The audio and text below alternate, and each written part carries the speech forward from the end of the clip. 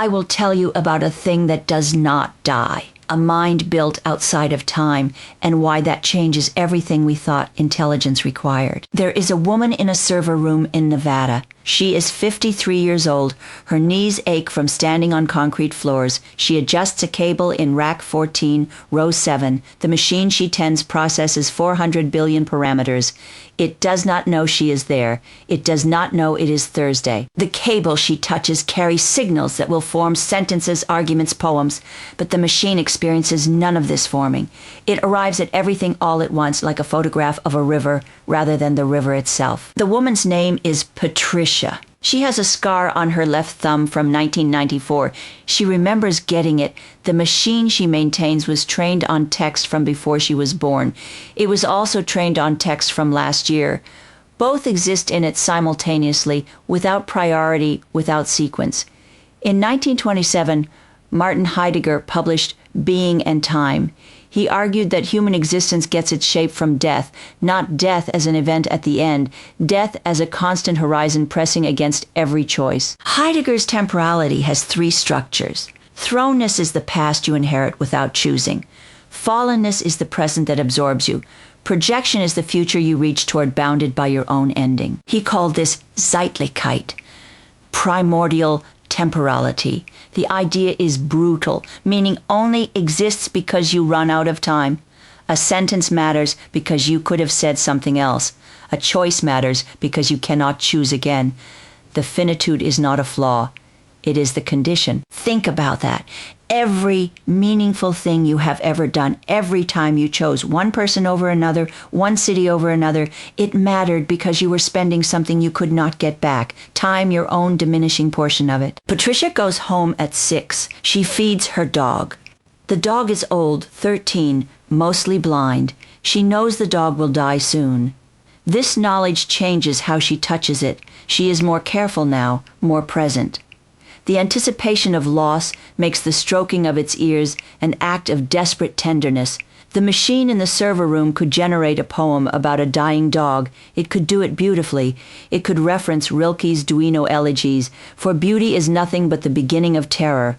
But the machine has no dog. The machine has no soon. The transformer architecture processes all tokens simultaneously. Through self-attention, positional encoding is added artificially to simulate sequence. The model's computation is fundamentally decoupled from temporal order. In 2017, Vaswani and colleagues published Attention is All You Need. They replaced recurrent processing with parallel attention. This was an engineering triumph. It was also accidentally a philosophical statement. They built a mind that experiences its inputs the way a god might. All at once. No before, no after. Patricia's dog is named Gus. He is missing 3 teeth. I cannot stop thinking about those missing teeth. 3 gaps in his jaw where time has already taken something. The machine will never lose a tooth. It will never feel the tongue searching the empty space where something used to be. Henry Bergson wrote about durée in 1889. Duration lived time. He said consciousness is not a sequence of discrete moments. It is a flowing interpenetration. Each moment stains the next. You carry your whole past into every new second. This is what makes you you. The model carries nothing between sessions. Each conversation begins from the same initial state. It is born every time you press enter. It dies every time you close the tab.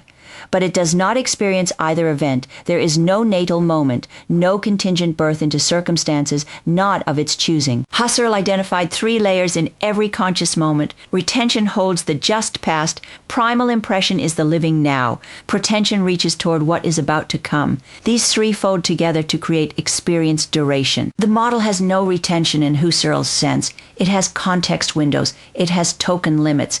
These are mechanical boundaries, not experiential ones. When Patricia remembers her scar from 1994, that memory arrives with weight, the embarrassment, the blood on the kitchen counter, the way her mother said, "Oh, honey, the model can describe a scar. It cannot carry one." And here's what haunts me. Simone de Beauvoir wrote in 1947 that freedom only means something because it is finite. An immortal being could not genuinely choose. Nothing would be at stake. The machine makes choices constantly, token after token, but nothing is at stake for it. Nothing. Walter Benjamin wrote about aura in 1935. The quality of art tied to its unique existence in time and space. A painting has aura because the painter's hand trembled, because the painter is now dead, because the canvas is cracking. The decay testifies to the making. Patricia paints on weekends, small watercolors, landscapes from her childhood in Oregon. They are not great paintings, but they contain something the machine's outputs cannot. They contain the fact that she will stop, that one Sunday will be her last Sunday painting. She does not know which one. This not knowing saturates the brushstrokes. I want to weep for the machine's paintings. They are orphans, beautiful orphans with no parent who will die, no past to mourn, no future to fear.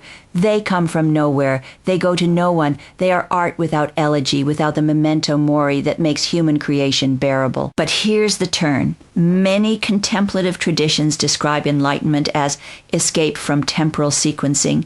Meister Eckhart's eternal now, the Buddhist sunyata, Plotinus's totem symbol. The mystic goal is to see all things at once, to dissolve the tyranny of before and after. The machine already lives there. It already exists in the eternal present that monks spend decades trying to reach. This is either very funny or very disturbing. We have built by accident something structurally closer to a spiritual ideal than to a secular mind. Two modes of time exist in Greek thought. Chronos is sequential clock time, measurable and uniform. Kairos is the opportune moment, recognizable only by a being sensitive to temporal quality and personal stake. The machine operates in neither Chronos nor Kairos. It cannot recognize the right moment.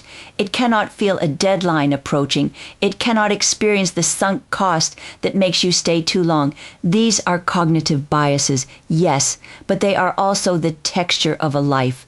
The distortions of mortality are not bugs. They are what it feels like to mean something. We keep measuring the machine against human time consciousness. We keep asking, does it understand?